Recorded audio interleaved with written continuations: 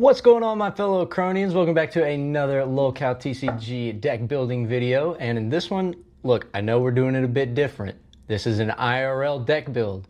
And as you can see, this isn't my normal setup. I'm currently at a hotel, but the grind doesn't stop, so I had to bring everything with me just to get this. So let's go ahead and I guess let's get right into it. We're, of course, going to be using the amazing prototype deck box.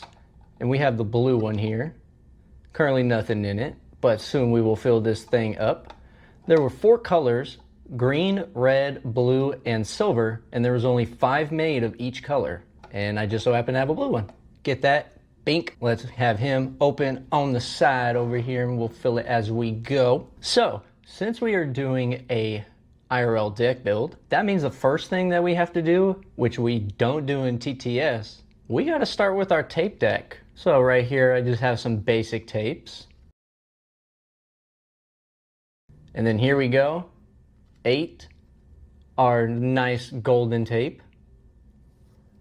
And of course, our brown noise tape.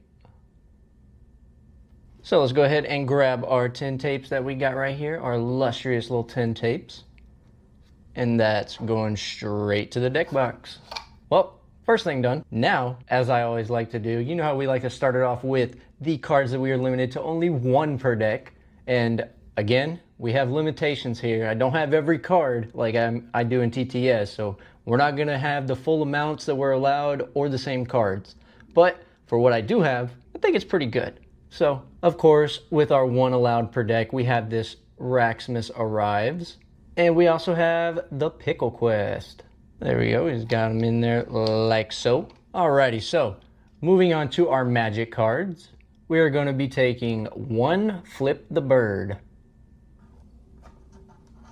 Moving on to our trickery cards. We have a Raxian Rage, 1 Dua, and as well 2 Doxed. We have actually a holiday version here.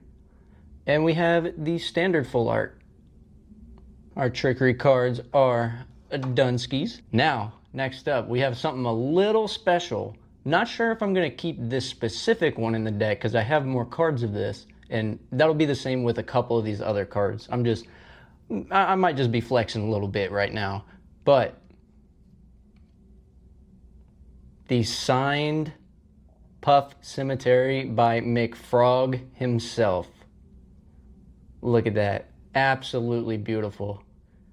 Shout out McFrog. And then, of course, we're just going to be taking another one, but we're taking the full art. Now that we've got those 2, let's grab them and put them in the tape deck. Or in the tape deck. What am I talking about? In the deck box. Bink. And next we have something that is pretty hefty.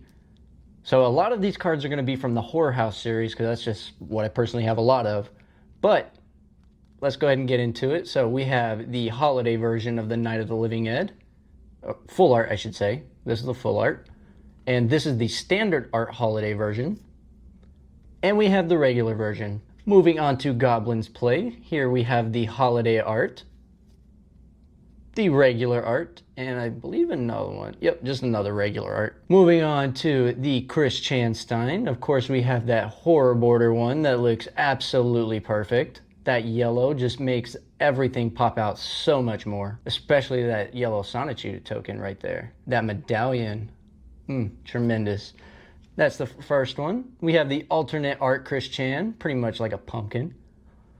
And the regular one. Moving on next, we have the Boog, the Horror House, or Horror House. Obviously this is Horror House. The Horror Border Boog, a full art Boog, and a standard art Boog. Next, another one that is super, super special, especially to me. And this is going to be a card that I will keep in my collection forever and never trade. It's like one of those cards that you never trade under any circumstances. So this is actually the very first, and I believe, yep, I have 2 of them. These were the first cards that Bendy signed, since, of course, if you see on the bottom there, illustrated by Bendy. These were the first 2 that he signed.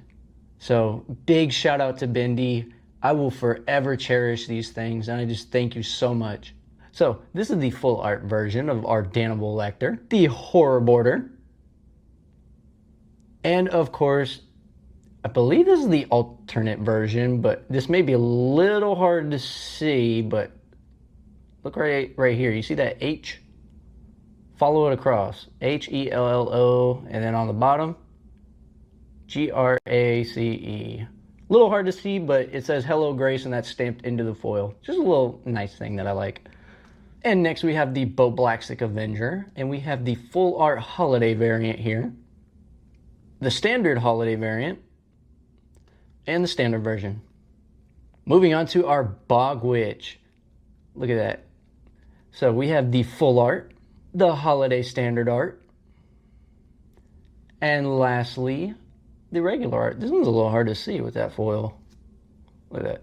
Compared to that, I don't know, probably this hotel room lighting. Anyway, next up we have the Gunt, and I can never remember which one is, oh, you know what, I'm dumb. I just need to look here. So this is the standard version, and since this one is gold right here, this is the alternate version. So this is the alt art, the full art, and of course, like I just said, here is the standard art, the full art again, and we have the alternate standard version. Next up, we have the Puerta. I've always loved this card. That alien theme is so great. So we have that full art holiday version, the holiday standard art, and the regular art.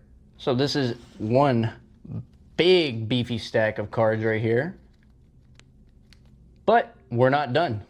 You see look how much room we still got left in here. Y'all think we done? Y'all crazy. Y'all crazy as hell. And next we have our Volume X series. And this one, as you can tell, is nowhere near as thick as that one was. But these are still some good cards from here. So let's go ahead and go over them. We have a Bug Tame Chungus. Another special card, which I am not entirely certain I'm going to be using in gameplay, because I have other versions of this. Like the standard versions of this I have, but I don't know. I just wanted to flex on them a little bit. And not only do we got one, but we got two, baby. Look at that. 2 Playtester Boglum Wizards of the Waste. And just absolutely incredible. And of course, 1 standard art. Next, another playtester. We have a Nikocado, the Great Devourer. Next, we have the Young Cyrax.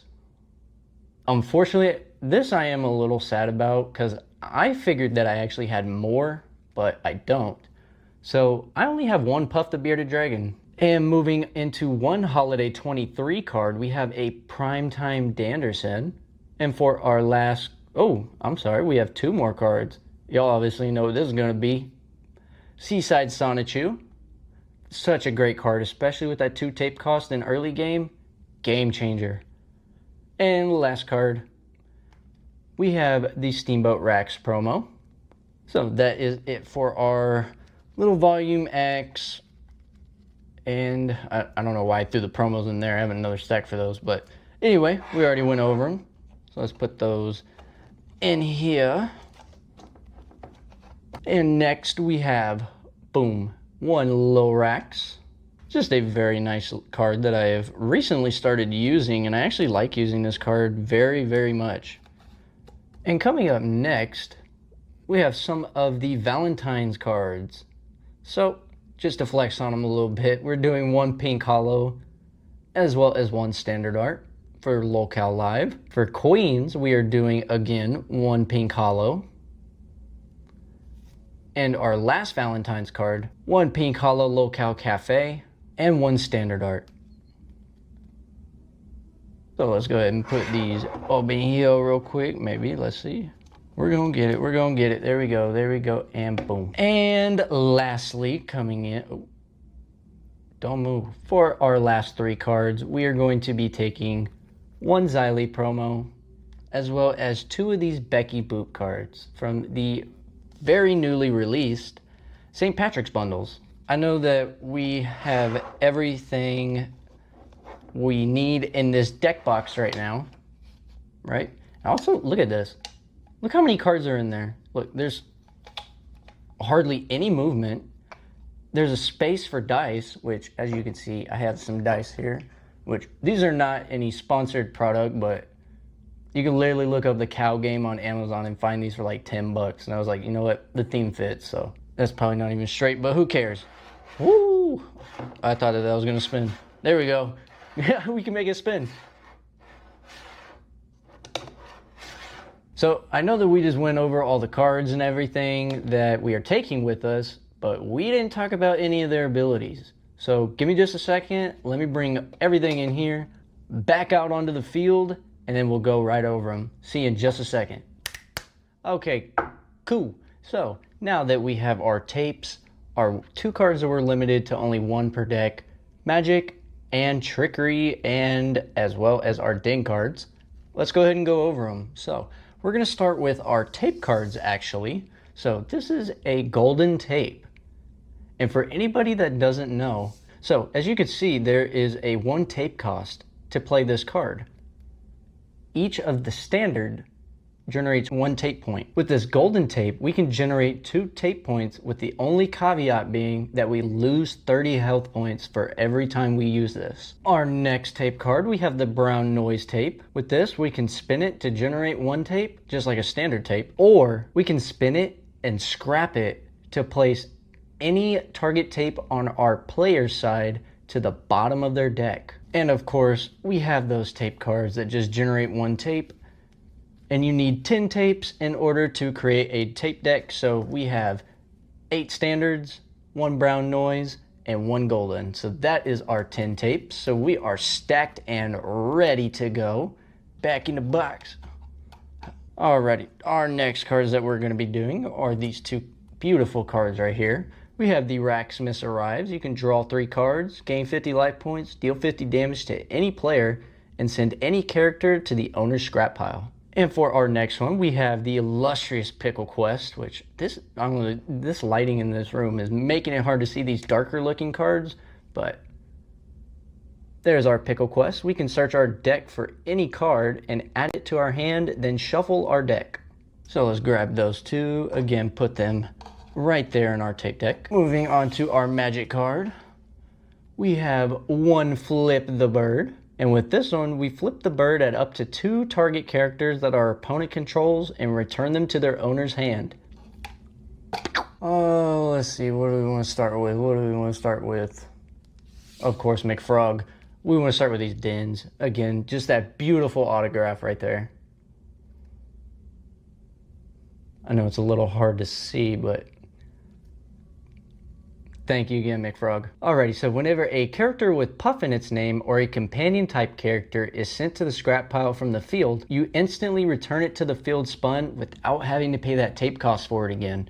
So pretty much this is like an instant revive. And for our Trickery cards that we're also getting into, we have 1 Dua, which everybody knows that I love taking 3 of these. Unfortunately, again, like I said, I only have 1 in person, but what this is you say Dua and negate any card that your opponent plays from their hand and immediately, I said that wrong. Weird. And immediately send it to their scrap pile. Our second to last one, we have a Raxian Rage. And we can actually use this one because we're using a LolCow deck, and this cannot be played in a deck that has scribes in it. So what this does is we deal 50 damage to any target, or you can pay an additional 5 tapes, so 6 tapes in total, to do 100 damage instead. So this could be a very powerful card when timed right. And next we have our Doxed cards.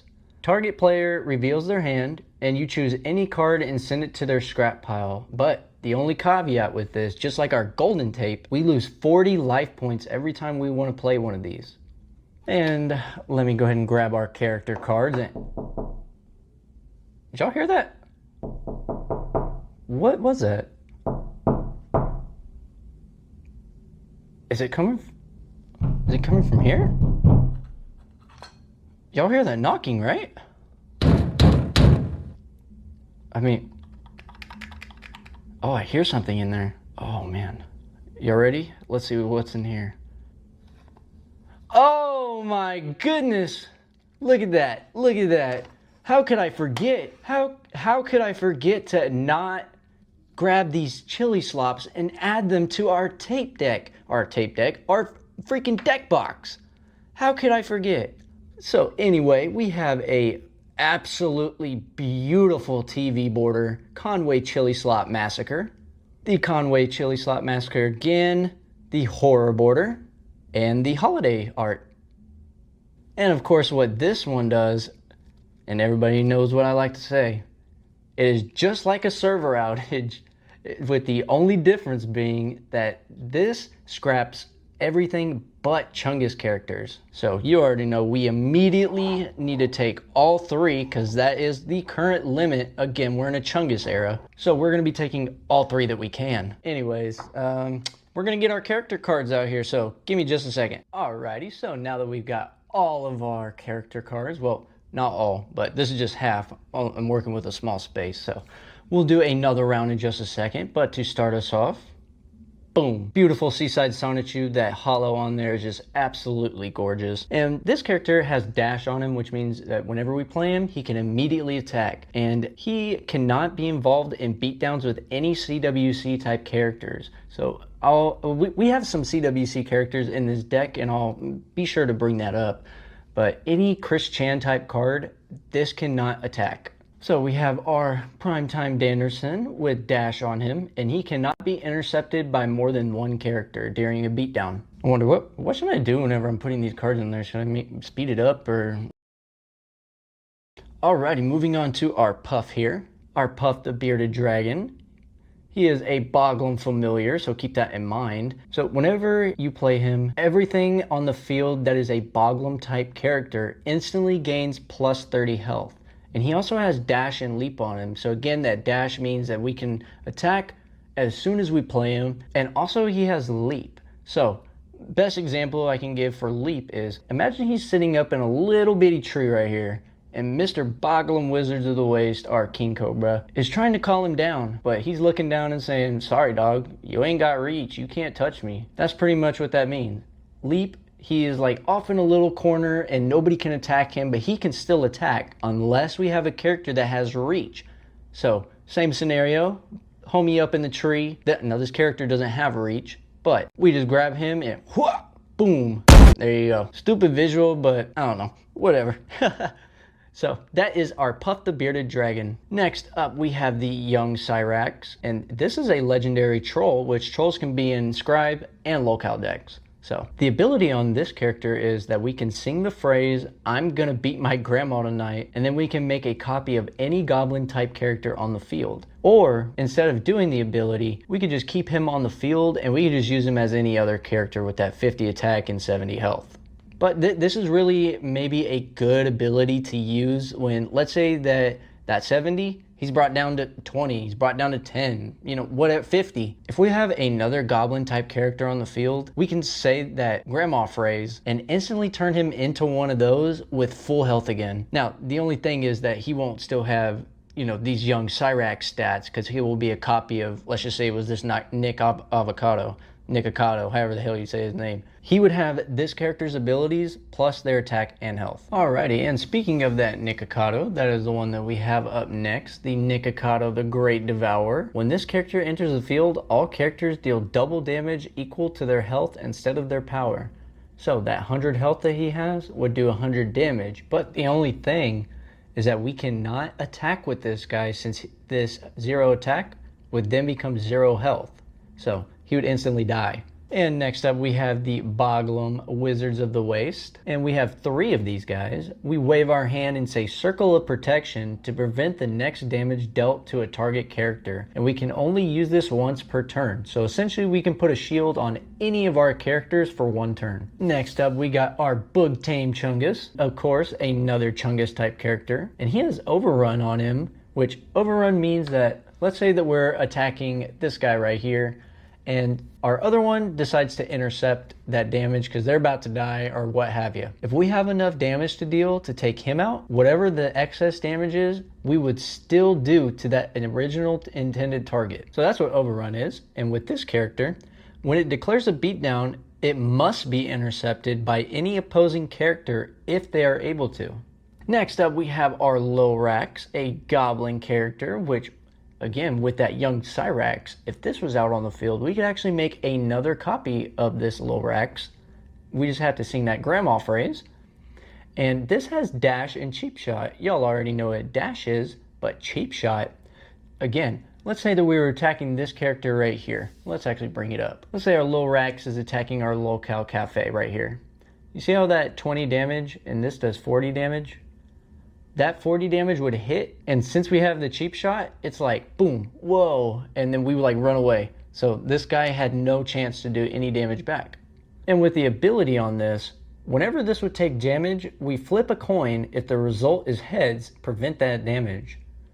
So, of course, we could use our brand new coin, and you could decide for yourselves. Obviously, I mean, I think this would be heads and this is tails, but, you know, you could just give it a little flip and see if that damage is actually done. Let's go ahead and flip that. Make it a LolCow live now. So yeah, that is our LolRax. Next up, we have that LolCow Cafe, and this has leap on it just like that Puff did, and also on its ability, instead of attacking with it, we can spin the character to draw one card, and if it is before 10 a.m. our time, we also gain 20 life points. So if we use this ability, let's say it's 9 o'clock in the morning, we got 3 of these in our deck, we have 1 on the field, boom, we can use that our first turn. Now let's say that we get another one, we get our pink hollow, our next pull, and we're able to play it. We can have both of these guys out on the field, spin both of them without attacking, and instantly that's 40 life points. I mean, free life points, you can't really complain about that. And next up, we have our LolCow Queens, Becky and Tina. So this has cheap shot, which y'all already know what cheap shot is because we just went over it. So when this enters the field, we can look at the top 3 cards of our deck and we can arrange them in any order.